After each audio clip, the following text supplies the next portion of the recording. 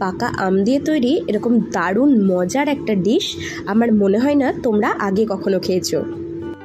আম দিয়ে তৈরি এই বড়া কিন্তু সত্যি অপূর্ব স্বাদের হয় খেতে। রেসিপিটা বানানোর জন্য আমি এখানে 5টা মিডিয়াম সাইজের হিমসাগর আম নিয়েছি। তোমরা চাইলে যে কোনো প্রজাতির আমই নিতে পারো, তবে সেটা মিষ্টি হলেই হবে। প্রথমেই আমগুলোকে জলের মধ্যে দিয়ে খুব ভালো মতন ধুয়ে নেব।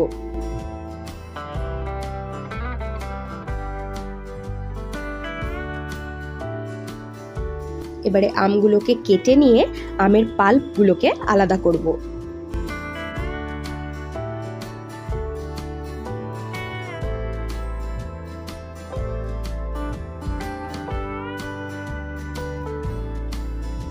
তোমরা চাইলে কিন্তু আমের সম্পূর্ণ খোসা ছাড়িয়ে হাত দিয়ে চটকেও আমের পাল্পটা বার করে নিতে পারো।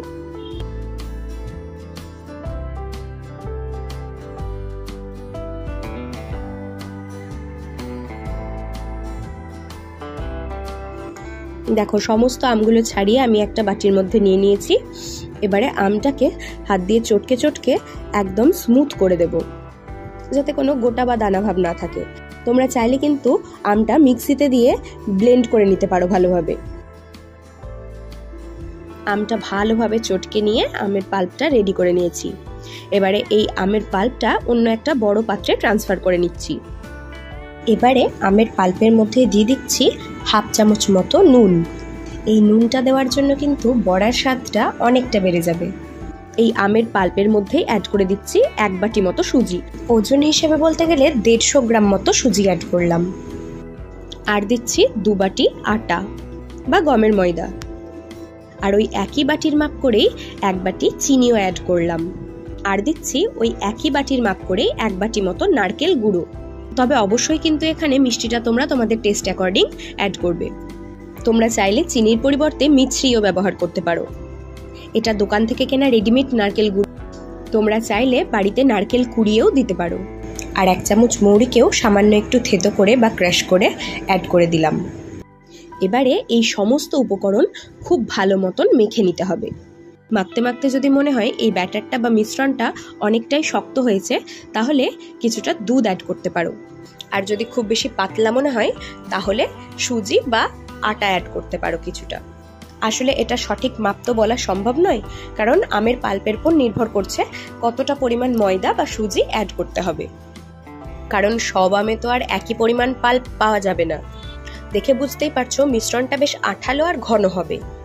এই ব্যাটারটা বা মিশ্রণটা কিন্তু খুব ভালো মতন ফেটিয়ে নিতে হবে। ব্যাটারটা যত ভালোভাবে ফেটানো যাবে তত কিন্তু বড়াটা নরম হবে। এবারে এটাকে ঢেকে 10 থেকে 15 মিনিট মতো রেস্টে রাখবো। তাহলে সুজিটা কিন্তু বেশ খানিকটা ফুলবে। এবারে বড়াগুলো ভেজে নেওয়ার জন্য কড়াইতে বেশ খানিকটা তেল গরম করতে দেব। বড়াগুলো যেহেতু ডুবো তেলে ভাজবো তাই অনেকটা পরিমাণ তেল দিলাম। তবে বড়াগুলো ভাজার সময় অবশ্যই কিন্তু রিফাইন অয়েল ব্যবহার করারই চেষ্টা করবে। আর ঠিক যেমন আমরা কলার বড়া বা তালের বড়া ভাজি, সেরমভাবেই একে একে তেলের মধ্যে ছেড়ে দিতে হবে। আর মিডিয়াম ফ্লেমে একদম লাল লাল হয়ে আসা পর্যন্ত বড়াগুলোকে উল্টে পাল্টে ভেজে নেব। দেখো বড়ার কালারটা কি সুন্দর লালচে হয়ে এসেছে। এই পর্যায়ে কিন্তু আমাদের তুলে নিতে হবে। এর থেকে বেশি লাল করলে তেল থেকে তোলার পর বা ঠান্ডা হওয়ার পর বড়াগুলো কিন্তু কালচে কালচে হয়ে যাবে।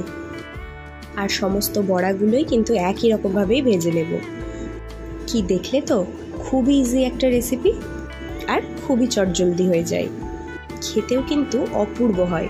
টিফিন টাইমে যদি শুধু এই বড়াই 4টে খেয়ে নেওয়া যায় তাহলে কিন্তু বেশ খানিকক্ষণ পেটটা ভরা থাকে, কারণ এতে আটা সুজি সমস্ত কিছুই দেওয়া আছে। আর পাকা আমের বড়ার এই রেসিপিটা কেমন লাগলো অবশ্যই জানিও। আবার কথা হচ্ছে তাহলে নেক্সট দিন অন্য কোনো রেসিপি নিয়ে। আজ আসি, টাটা।